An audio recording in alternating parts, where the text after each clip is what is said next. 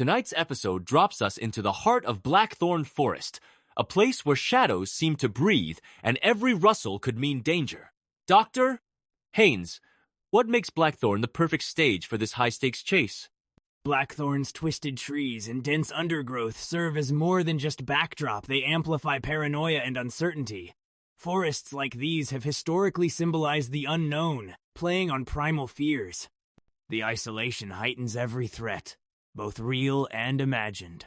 That sense of the unknown seems almost alive here, especially with the looming storm. How does physical environment affect psychological tension in stories like this? Environmental cues like the chill wind and mud mirror internal turmoil.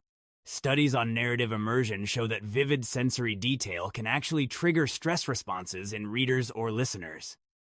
Here, Ethan's struggle against the elements echoes his fight to survive. As Ethan runs, a guttural, inhuman roar follows zone that's neither drone nor helicopter. Professor, what's significant about introducing a mechanical beast in a setting like this? It's a brilliant collision of primal fear and modern anxiety. The roar isn't just noise, it's a presence. By blending organic and mechanical cues, the story taps into our fear of the unnatural machines that hunt, not just serve. Could you compare this to classic literary monsters? Absolutely. Think of Frankenstein's creature or the Hound of the Baskerville Siege, a product of human ambition gone awry. This machine echoes that tradition, but with modern overtones, corporate tech, private militaries, and the blurred lines between invention and monstrosity. The unopened envelope, hidden in the Whisper's coat, draws danger closer. Dr. Haynes, why do objects like this become such powerful narrative magnets? Sealed envelopes symbolize forbidden knowledge, a classic MacGuffin. Here, it's not just information, but a literal beacon for violence. It externalizes the stakes.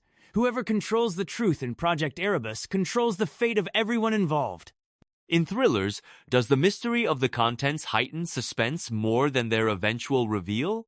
Often, yes. The pursuit becomes a psychological game.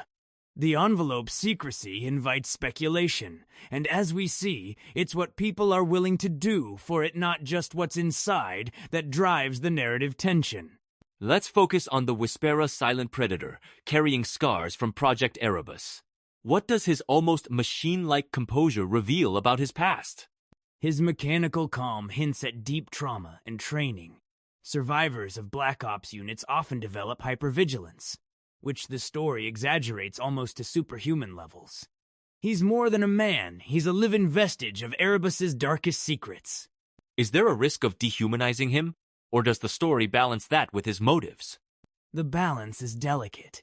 His motives protecting the envelope, confronting the machine remind us he's driven by loss and loyalty, not just programming. It humanizes the archetype of the stoic operative. The Whisper identifies their pursuer as private tech, not military, but something corporate. How does this shift the nature of the threat? Private tech introduces corporate ruthlessness motives driven by profit, not principle. This isn't state-sponsored war, it's privatized violence, echoing real-world concerns about the rise of autonomous weapons built by contractors outside traditional oversight. Can you give a real-world parallel to this kind of tech? Absolutely. Companies like Boston Dynamics have developed agile robots, and there's growing debate about their weaponization. The story's predator is a speculative leap, but grounded in existing trends machines designed for pursuit, not rescue. As the threat emerges a matte black, six-legged machine bristling with sensors, listeners can almost feel its weight. What's the technical appeal of this design? Multi-legged robots offer superior stability and adaptability in rough terrain, much like spiders or crabs. Designers mimic nature biomimicry to overcome obstacles wheels can't. The machine's articulated legs and sensor arrays echo research into autonomous battlefield robots. Is the red scanning eye just for intimidation, or does it serve a practical function? Both. Red lights evoke classic enemy imagery, think HAL 9000 or the Terminator, but in reality, infrared or LiDAR sensors often use red.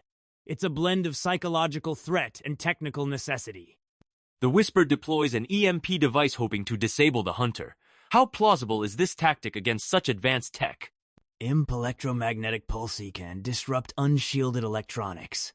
However, military-grade or even high-end private machines are often hardened against EMPs. In fiction, it's a classic David versus Goliath move. But real-world effectiveness varies. The story's partial success reflects that ambiguity. Could future machines develop countermeasures for EMPs? Definitely. Faraday cages, redundant circuitry, and rapid reboot protocols are already in discussion for military robotics. The chase reflects an arms race offense versus defense, both evolving rapidly. Caught in a ravine, Ethan and the Whisper face a deadly choice: fight or run. What drives their decisions in this high-stress moment? Stress triggers instinct fight, flight, or freeze. The Whisper's training pushes him toward confrontation, exploiting any tactical edge, while Ethan, untrained, defaults to survival. The contrasting responses highlight different survival psychologies under threat. Would it be realistic for a journalist to think about recording evidence in such chaos? Surprisingly, yes. Adrenaline sharpens focus, and journalists often cling to their role as observers, even under duress. Documenting events can feel like a lifeline way to impose order on chaos. Just as hope fades, Katya returns her arrival, turning the tide. How do sudden alliances like this complicate the narrative? They inject uncertain tie readers must constantly reassess friend versus foe. Katya's intervention blurs lines between betrayal and loyalty, forcing characters to improvise. It's a classic pivot point, reminiscent of spy fiction where allegiances can flip in a heartbeat. Could her motives be more complex than just helping Ethan and the Whisper? Absolutely. Her entrance underlines that everyone has their own agenda. In high-stakes conspiracies, personal survival, revenge, or even guilt could motivate Hera richness that keeps listeners guessing. As the battle rages, the envelope's importance becomes undeniable. What do stories like this suggest about the price of uncovering hidden truths? They remind us that truth comes at a cost, often personal risk or moral compromise. Project Erebus, like real-world conspiracies, roots its power in secrecy. The envelope's contents threaten to upend lives, but also to bring justice or closure. Is there a parallel to whistleblower stories in reality? Definitely. Think of Edward Snowden or Chelsea Manning individuals, risking everything to expose hidden systems.